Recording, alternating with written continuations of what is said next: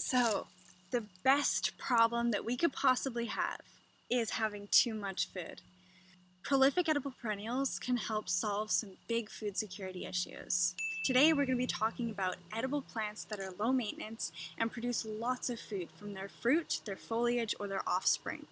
I'm going to be going over a couple plants that you can harvest even into the winter months, and that is especially important for us here in Zone 5 where our growing season is only 4 short months, and so extending the time of harvest is absolutely ideal.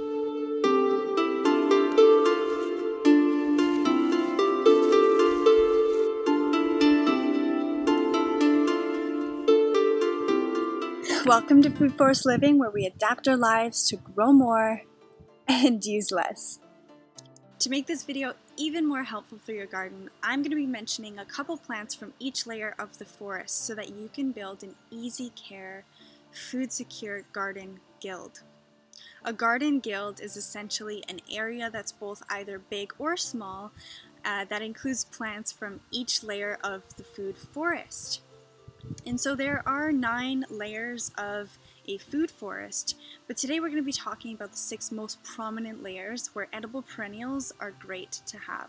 Starting with what could be considered a sub-canopy large shrub crop is our staghorn sumac. This is hardy to zones 5 to 8. It produces vibrant fruit clusters called drupes, and these drupes ripen in summer, and so you can harvest them between August and October. Apparently they taste lemony. I'll be sure to try them next year. The fruit is most often turned into spice mix or into teas. It can also be cooked into sauces or syrups. Other than its edible flowers, an amazing benefit that sumac can provide us is an idea that I actually got from Canadian Permaculture Legacy's YouTube channel. Because of the quick growing nature of sumac, we can use this plant in a coppice system to generate lots of organic matter to build soil. The environment further benefits from carbon sequestration because of its quick growing nature, and basically what coppicing is where you chop a plant near ground level and it will continuously grow new shoots. A system that helps accelerate soil production is absolutely essential in a world where soil is being depleted at an alarmingly accelerated rate. For our shrub layer, autumn olive is a prolific perennial that produces edible berries from September to October. Their fruit stays on the vine well into the winter months, and typically this plant is hardy to zones 4 to 9. Now, autumn olive makes it to this list because it is a prolific grower. Sad but true, there can be concerns around its invasiveness, especially in areas with poor soils, because it is a nitrogen-fixing plant. An alternative to this could be the non-invasive, actually native plant, the buffalo berry. And this is also nitrogen fixing and also produces you the super fruits. One of the best reasons you should include perennials like this into your gardens is to uninterruptedly build the food web of your soil using these nitrogen fixing plants. The key to growing food for long-term security is to grow the soil. We need to get our food system away from growing plants because they're forgetting about everything important. Soil is where new life begins. If you want to help make long-term local food security more accessible to more people, you can help us reach our 2 goals written over on our Patreon linked below. The next prolific edible perennial that we will be sharing is in our herbaceous layer, and this is the daylily. It's hardy to zones 3 to 9, and they flower in summer for a day at a time, blooming in the morning and wilting at the day's end. You can eat any part of the plant, but typically it's the young shoots, the tubers, the buds, and the flowers that get consumed. I actually tried the buds a couple weeks ago, and it tastes as typically described, which is a cross between asparagus and peas. For our vine layer, a prolific grower would be grapes. A fresh grape from the vine has a whole new level of dense, sweet flavor. Most grow in warmer climates, but there are varieties where you can find them to be perennial down to zone 3.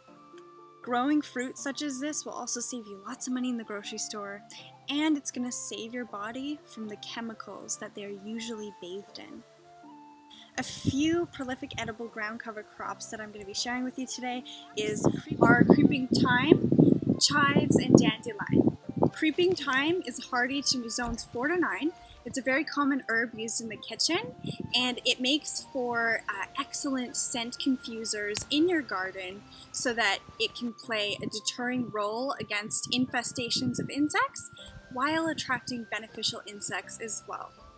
Chives are quite similar in effect to the thyme in terms of the scent confusions in the garden.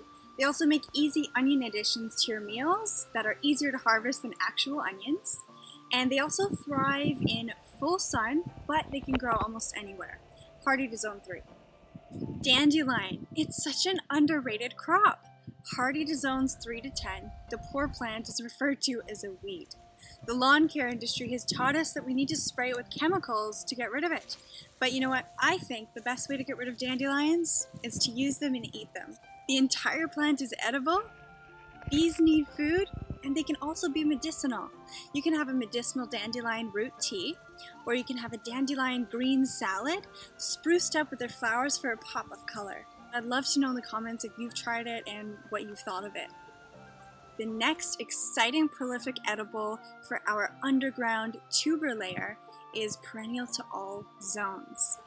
This is going to be our Jerusalem artichoke, also known as a sunchoke. Part of the sunflower family, it grows flowers that resemble black-eyed Susans, and today we're actually keeping some to taste test for the very first time. We're going to be baking them in the oven, and I already tasted it, and I love Jerusalem artichokes now. They're actually really delicious. So this is an excellent, invasively spreading root crop that produces 75 to 200 tubers per year, and that's per tuber. It has a medium calorie density of about 70 calories per 100 grams, so it can make for a filling, free vegetable that you can eat both raw or cooked. The flower and the foliage are also edible for things like salads or stir fries, and it can also feed the wildlife.